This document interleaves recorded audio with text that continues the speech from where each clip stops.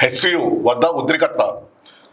కంచె కచ్చబౌలి భూములు వివాదం నేపథ్యంలో హైదరాబాద్ సెంట్రల్ యూనివర్సిటీ వద్ద ఉద్రిక్తత పరిస్థితులు. 400 ఎకరాల భూమి ముమ్మాటికి ప్రభుత్వ ఆస్తి. హైదరాబాద్ సెంట్రల్ యూనివర్సిటీకి సంబంధించింది కాదు. ప్రైవేట్ వ్యక్తి చేతుల్లో ఉన్న భూమిని కాపాడి ప్రజల ఆస్తిగా మార్చుదాం. అయితే ఇక్కడ 400 ఎకరాల ప్రభుత్వ భూమి మాదని చెప్తా ఉన్నారు. వాస్తవానికి ఇక్కడ ఏం జరిగింది అంటే ప్రభుత్వం ఏదైతే 1975 అని కూడా 75 లోపల ఈ ప్రభుత్వ భూమి అనేది వీరికి ఎస్యు వారికి ఇవ్వడం జరిగింది. ఇచ్చిన తర్వాత రాను కొన్ని భూములు వారికి వీరికి చెందుతూ ముందుకు పోవడం జరుగుతూ ఉంది. జరిగిన తర్వాత 2003 లోపల చంద్రబాబు నాయుడు గారు ఏదైతే ఉందో ఐఎంబి దానికి సంబంధించిన వారికి ఈ 400 ఎకరాలు అనేది కేటాయించడం జరిగింది. తను కేటాయించిన తర్వాత 2006 లోపల ప్రభుత్వం మారిన తర్వాత రాజశేఖర రెడ్డి గారు అధికారంలోకి రావడం జరిగింది.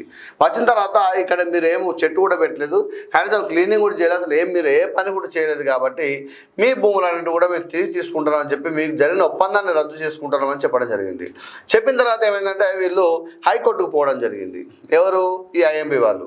పోవడం వల్ల హైకోర్టు పోయిన తర్వాత ఈ హైకోర్టు లోపల మొన్నటి వరకు 2024 వరకు వాదనలు విన్న హైకోర్టు ఏం చేసిందంటే ఇది పూర్తిగా ప్రభుత్వానికి సంబంధించిన భూములు, దీన్ని ఇన్వాల్వ్ కావద్దని చెప్పడం జరిగింది. తర్వాత వాళ్ళు ఏం చేసినారంటే మళ్ళీ సుప్రీంకోర్టు పోతే సుప్రీంకోర్టులో కూడా ఆ కేసును కొట్టివేయడం జరిగింది. అయితే దాని తర్వాత 2024 లోపల ఏదైతే ఉందో రేవంత్ రెడ్డి గారు మాట్లాడుతూ టీఎస్ఐఐసి అని కూడా టీజీఐసి వాళ్ళకు ఈ భూములన్నిటి కూడా ఇస్తామని చెప్పి డెవలప్మెంట్ పేరు మీద ఇవ్వడం జరుగుతూ ఉంటుందని చెప్పి వారు అసెంబ్లీలో చెప్పడం జరిగింది. ఇది ఒక కాల ప్రమాణంగా మారుతూ వచ్చింది. అయితే ఇక్కడ వాళ్ళు హెచ్సియు వాళ్ళు ఏమంటున్నారంటే మేము ఏదైతే 2003 లోపల ఏదైతే మా ముగ్గురు మధ్యలో ఏదైతే ఒప్పందం జరిగింది ఎస్యు మధ్యలో, అలాగే ఈ కంపెనీ మధ్యలో, అలాగే ఈ యొక్క ప్రభుత్వం మధ్యలో ముగ్గురు మధ్యలో ఒప్పందం జరిగింది కదా, ఆ ఒప్పందం ప్రకారం మమ్మల్ని కూడా కోర్టుకు తీసుకుపోతే బాగుండేది. వీళ్ళు ఏం చేసినారంటే ఇతను మాత్రమే పోయినారు. పోవడం వల్ల హైకోర్టు ఏం చేసిందంటే మీదే భూమి అని చెప్పి ఇవ్వడం జరిగింది. అదే మేము కూడా పోతే అప్పుడు ఏమన్నదంటే మాకే భూములు సంక్రమించేటి అని చెప్పేవారని చెప్పి ఒక మాట చెప్తా ఉన్నారు. అలాగే రెండొక విషయం ఏంటంటే అప్పుడు మా దగ్గర భూమి తీసుకున్నప్పుడు మాకు ఇంకో దగ్గర భూమి ఇస్తా అని చెప్పడం జరిగింది.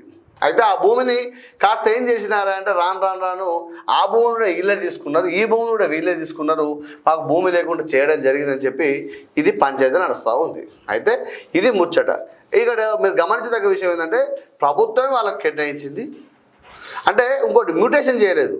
ప్రభుత్వం 2000 ఎకరాల పైచిలకు వీళ్ళకి కేటాయించినా మ్యూటేషన్ చేయలేదు. మ్యూటేషన్ మీన్స్ ఏంటంటే వీళ్ళకి బదలాయింపు జరగలేదు, ఎస్యు పేరు మీద బదలాయింపు జరగలేదు. కాబట్టి